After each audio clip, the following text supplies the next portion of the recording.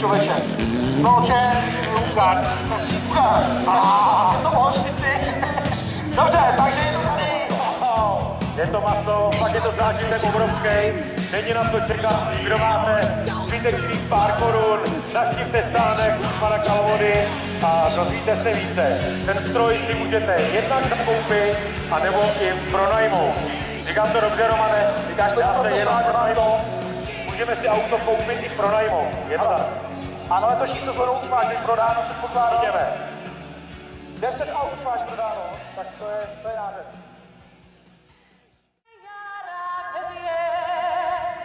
Zemský ráj to na pohled a to je ta krásná země, země česká, domov můj,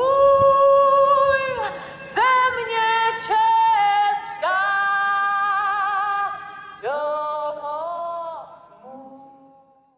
To si dáme jako vyzvánění do mobilu tohleto, to si nahraju. Naprostý Brutus. Tak, mažoretka nás vyzvala a jo, startovalo! První za 4x4! Silverman, Cosma a Neymar! Aj, ještě podívej se na to, ten Silverman, číslo 1! Přátelé, to blbazec, říkal Vůček, a směři na tedy.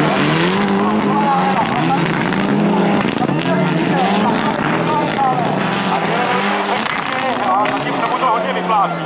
Zatímco Peťa Svoboda měl říct, připravte se na Pepu a jedete! Ježíš, to je nádhera. To je nádhera, Manco! Podívej se, teď Pepa, západní tribuně a ta je připravená a jedeme! Hej! Mexiko! Říká Milan Troška, zástupce ředitele tohoto závodu.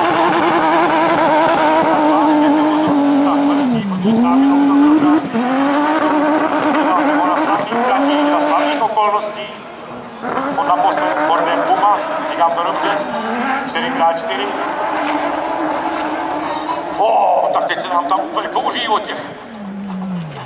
Tak, a směrcími.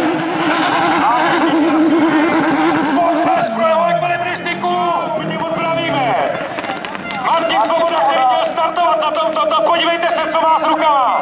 Nemohl startovat, ale hrdě žil těžký úraz. Martine, strašně ti držíme palce, aby to dopadlo dobře. Hodně nás to zasáhlo, všechny fanoušky autokrosu a rallycrossu. Držíme palce týmu Synovi. Jsme připravení, natlakovaní. A jo, startovalo! Pepa Severát a nebo Greguška. A Pepa Severát se dostal do kontaktu s Greguškou.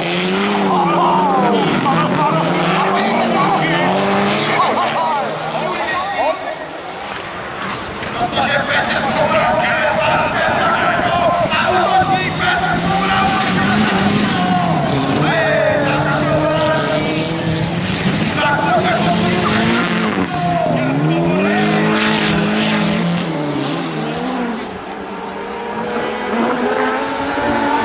takže Ivanka Kuželová, Láďa Šimina,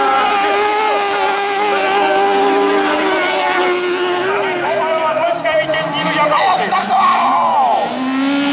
Tomáš Hor a Marcel Panický. Marcel dneska přistal do startu a paní se Tomáš Hor a Panický, tak to je nádhera. To je nádhera, Pažický a Hor. No, podívej se, Pažický útočí a i když Tomáš Hor to teďka odklonil ještě něco, přátelé. Jízda číslo 8, Sako, je odstartována! Pepa Špalek pospíchal a třetí je Bátor. Tak teď se zvědavě, co se tam odehraje. Dvojka, jeden pospíchal, to nebude rychlatují, nechce rychlatují. Tak uvidíme, podívej se má co, tam máme první bučky, jízdy číslo 8 a Pepík Bátor, podívejte se na to, to je nádhera. Jediný v této jízdě nemá pneumatiky s řevami.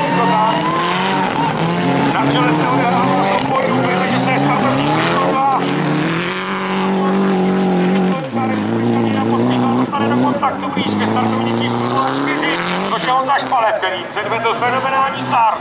A podívejte se, jak jde ze široká. A teďka začne tribuna, viděl jsi to? To byl Buček. Ano. Jak se vás jde těch tribunách? Ale jenom si možná co, že tenhle stadion, to je jeden z mála stadionů, kde můžete mít které jsou na trati. Máš pravdu. Máš pravdu, Tomáši. Jako ostatně vždycky. Tak pojďte spolu na to dělat. Tribuny zasnímány. Oni se na to tak to vybuče. Ta byla krásná. A jak to bude jednodušší.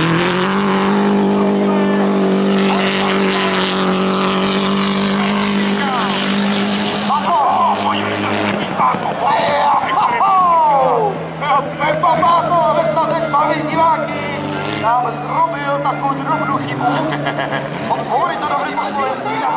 Pojďme rozhodit ještě!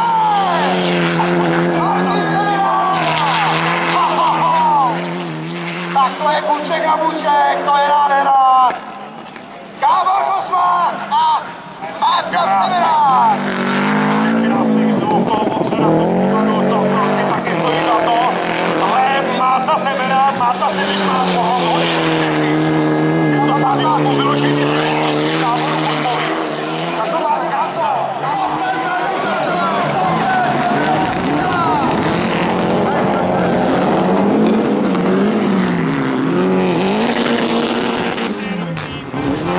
Takovou jako první gentleman, aby nepraštil do Petra Svobody, za něj šel do hodně.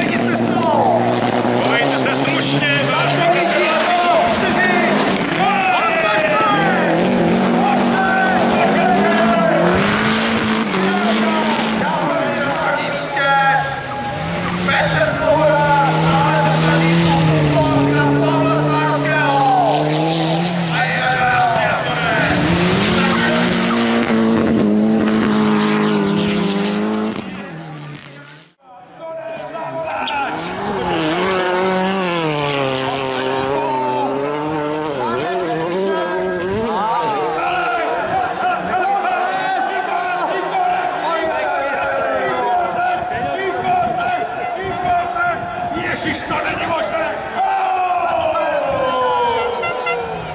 Já už jsem se otočil, tenhle převede Lindev měl, udávají světová, vážení přátelé, teď mi ho moc vyplika, má co?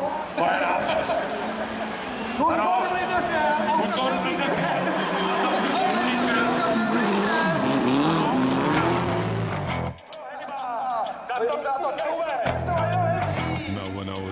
Startovní číslo 6, Marek Sekadina. Marku, jak se ti dařilo včera večer? Pojď vepředu! Zajisté.